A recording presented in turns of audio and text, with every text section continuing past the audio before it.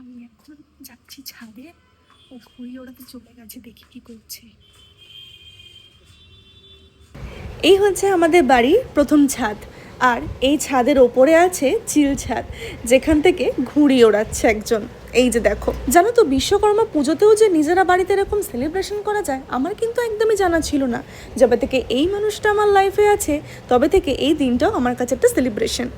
ওপরে উঠে আজ বিশ্বকর্মা পুজো সেলিব্রেশন হবে ঘুড়ি উড়িয়ে। কালকে খুব সুন্দর সুন্দর ঘুড়ি কিনে এনেছি, দেখাই তোমাদের। তো কি সুন্দর সুন্দর ঘুড়ি কিনে আনা হয়েছে, তো পুরো একদম ইস্ট বেঙ্গল লাগছে। এইটা আমার পছন্দের। ওরে ওরে ওরে ওরে, এই যে কি সুন্দর পিঙ্ক কালারের ঘুড়ি। জানো তো, আমি কিন্তু ঘুড়ির ব্যাপারে কিছুই জানি না, তাও শুভ বন্ধুদের সাথে না গিয়ে আমার সাথে যায় ঘুড়ি কিনতে। আমরা তো প্রায়ই বলি ওমেন ইন লাভ, তবে একটা যখন পুরুষ মানুষ প্রেমে পড়ে না, তখন তার পরিবর্তনটা আলাদা রকমই হয়। আর দেখো, আমাদের বাড়ির আশেপাশে অনেক ছেলেপুলেরা ঘুড়ি ওড়ায়। এটা হেভি ভয় লাগে আমার উঠতে, হেভি ভয় হেভি ভয়। এই সিঁড়িটা দিয়ে উঠতে কিন্তু আমি খুব ভয় পাই, আর এখান দিয়ে উঠেই আছে চিল ছাদ। জানো তো, গরমে আমার খুব কষ্ট হয়, তাও আমি আসি। মাঝে মাঝে ঘড়ির সুতোটা আমার হাতে দেয়, বা কখনো আমি লাটাই ধরি।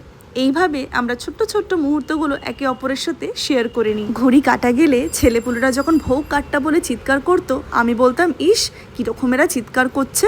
আর এখন আমি ওয়েট করে থাকি কখন আমার বর একটা ঘড়ি কাটবে, আর আমি একা সেই চিৎকার দেবো ভোগ কাটটা বলে। আর এই দিনকে একটা মানুষ ম্যান্ডেটারি আসেই আমাদের বাড়িতে, শুভর ছোটবেলার এক বন্ধু। আরও অনেকেই আসে, বাট সবসময় তো সময় হয়ে ওঠে না।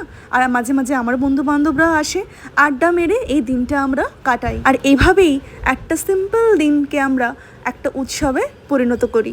তোমরা সবাই খুব ভালো থেকো, আনন্দ থেকো, অ্যান্ড চলো দেখা হবে নেক্সট ভিডিওতে। টাটা সবাইকে।